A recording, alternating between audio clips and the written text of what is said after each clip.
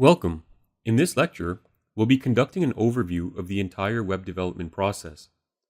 Once the overview is complete, we'll take an in-depth look at each step. We'll be following this process during the course and also in the development of the websites we create as part of the tutorials. It's very important to have a thorough understanding of each part of this process so you know exactly what we're doing each step of the way. Also, making mistakes in the early stages can sometimes lead to significant issues later on. So keep that in mind and let's get started.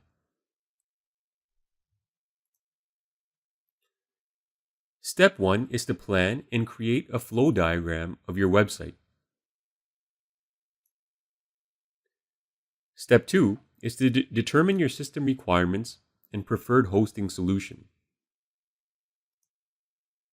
Step 3 is to choose a domain name and register it. The domain name is what people will use to access your website. It's your web address.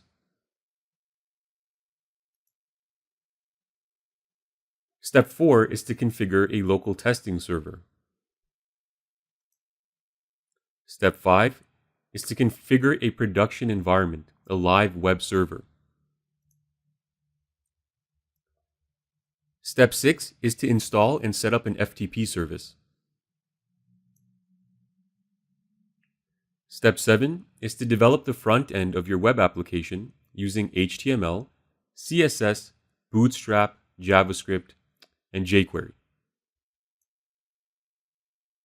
Step 8 is to set up a database using MySQL and PHPMyAdmin. MySQL and PHPMyAdmin are database management tools. They enable us to add, access, and manage database content. Step 9 is to interact with your database using PHP for dynamic functionality and user interactivity.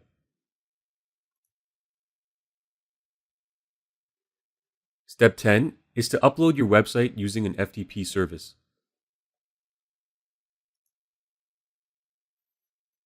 Step 11 is to configure DNS records so your domain name translates into your web page's IP address.